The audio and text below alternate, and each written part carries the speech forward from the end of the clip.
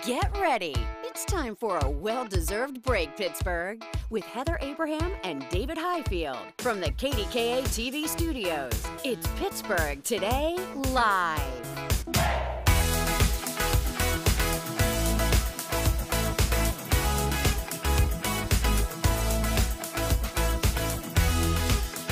The train wasn't rolling fast enough, David. You didn't have to worry. That was a fun ride. Hey, we're taking a live look outside right now, right outside our doors in downtown Pittsburgh, because this is another big weekend of stuff to do. Yeah, Three Rivers Arts Festival continues, and it's hard to believe. Is this the last weekend? Didn't it just start? I know. Did this week This already is the go last fast? weekend, yeah. This week went so fast. Things are flying. Summer, that's the way summer is. It always moves faster. I know. The Pirates are in town. The Pirates are doing well, by the way. Just a great day. I mean, we love our cities. We like to say PTL loves...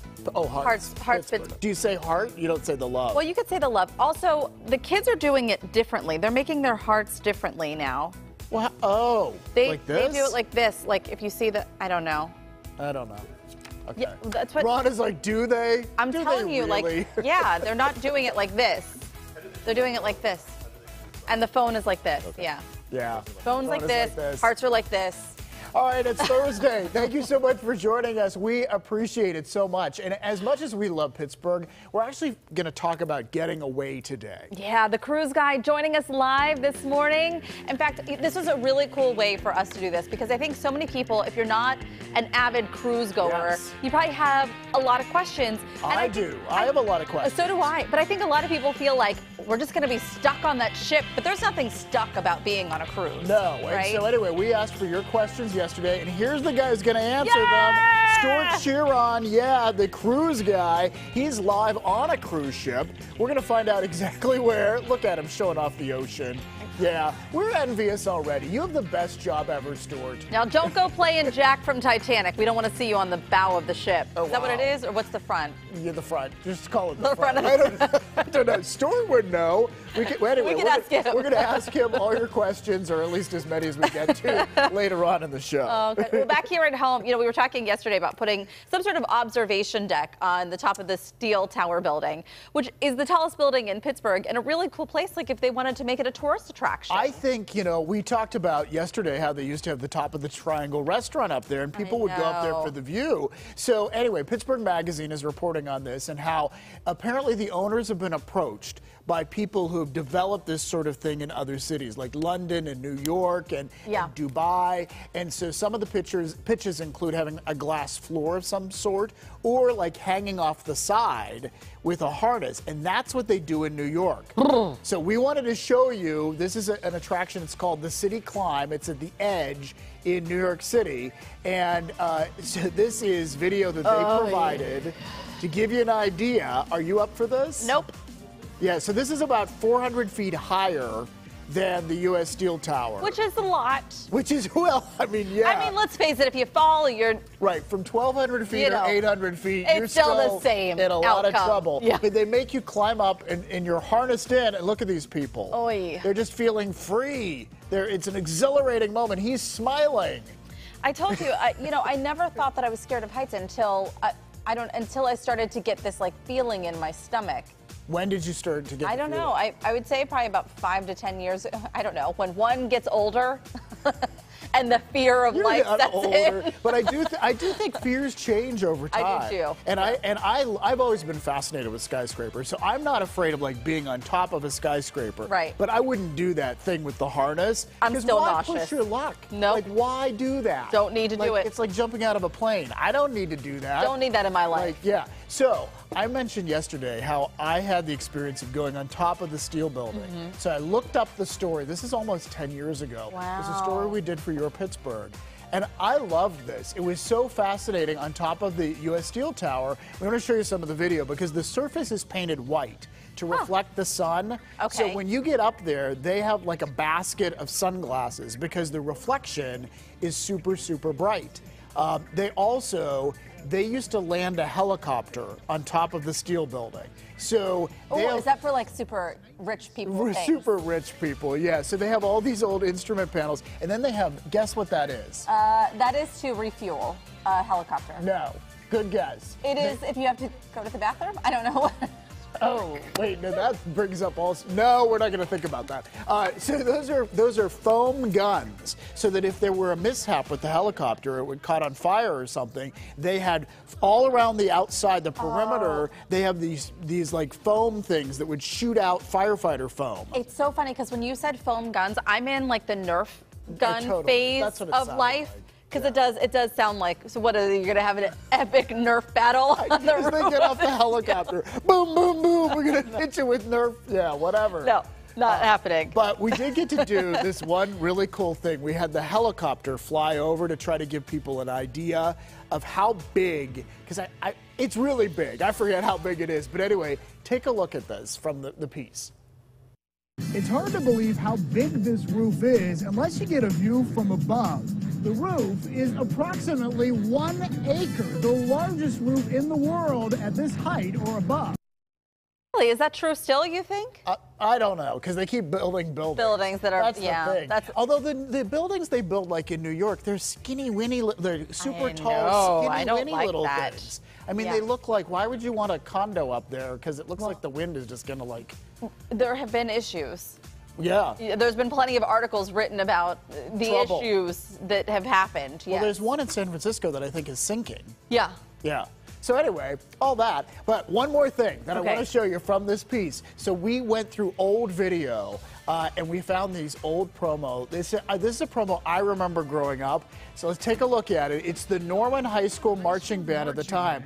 KDKA had them on top of the steel building so that they could do, look, they formed a 2. Oh, man. You know, they just don't make promos like they used to. Like, we would never do, I mean, like, no, because there would be lawyers involved now. They'd be like, you can't be on, you can't all make sorts a 2 of things on have top happened. of the, you know. Yeah. So, I don't know, but I remember how cool that was as a kid. Like, I was like, oh, Channel 2's the coolest. I love old news promos, and they've changed so much. Everything, gosh, I sound old now. Everything is so fast. No, speak to me. Everything is so quick and punchy, you know, and it just moves so fast. You know, but like, that probably was a 30-second commercial, and maybe a minute even, of like people just playing music up on the roof of a building. Exactly, like, you know?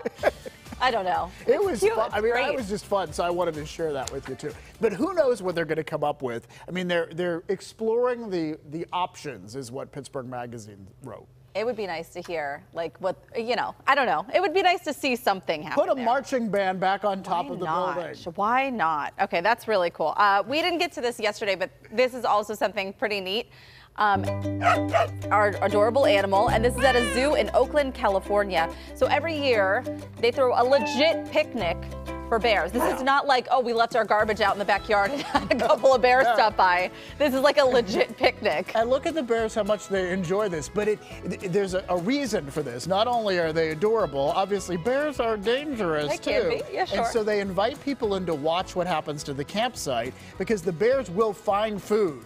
If you leave, this is like a cautionary thing. Bears will find your food. Bears, apparently, a lot of them that are around people, they know what a cooler is. Although the bear, when it started to go in the tent, the one bear was like, ooh, like it like jolts back in one part of this video here. So I don't know what was in the tent. But anyway, they do this every year. They ate some marshmallows from a tree.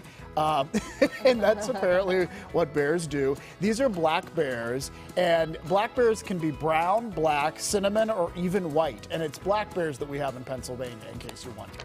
I will never forget when I saw a black bear, the video, I mean, I didn't see it personally, but there was a video on Grandview Avenue in Mount Washington of this bear walking past somebody's house, like just casually strolling, and I'm like, that's insane! How did you even get up here? It's in the city, took the incline.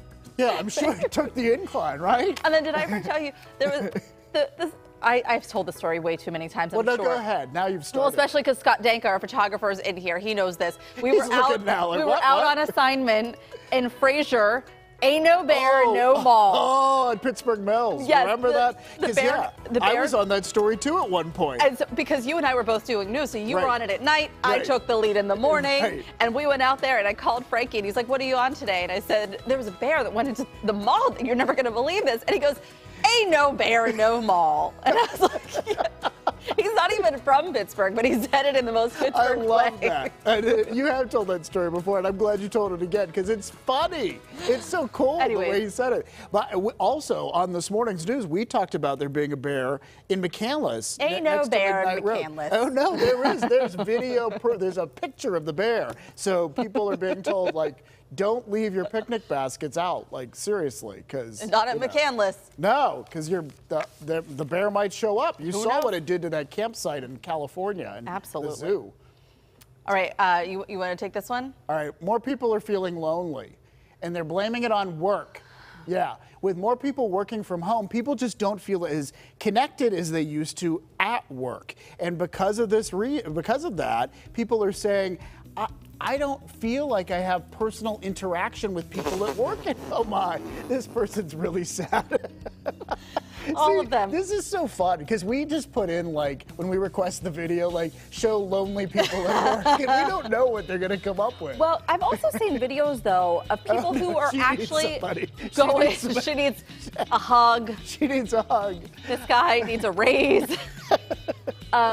You know, we've talked to, and I've seen videos of people who are going into the workplace, and even in the workplace, if there aren't other people who are also coming in, yeah, they're also lonely because there's no like water cooler anymore. Right. You know? Absolutely. I don't know. I have very strong thoughts about work from home, and I understand how it makes work-life balance better. Right, and how it really works for people. And in fact, it's become really the only way that it works for some people. I also have worked from home on a couple of occasions, not many, and I also know how much work I got done that day. Yeah, because you have other things going on at home where this sort of prevents If I'm it. waiting for an email to come in, why would I not be folding laundry at the same time? Right. You know, so you wind up like, I don't know, I feel like it's very easy to get distracted.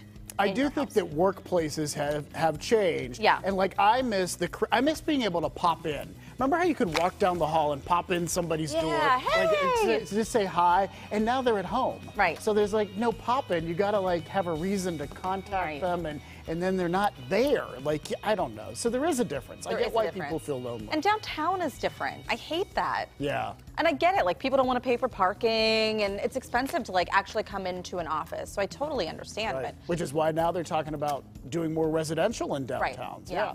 All right, well, today is Thursday. That means tomorrow is Friday, and that means we need your help. Yeah, send us your questions. Post them on our Friday free-for-all, for our Friday free-for-all tomorrow. You're not going to be here. I'm hearing that Ron is stepping in. That's what I'm hearing, too. Ron is going to be in this chair, so if you have questions for Ron in particular, send them in. Shenanigans will ensue. Uh-oh. I better tune in. Dad's away, so the kids will play. Oh, boy. All right.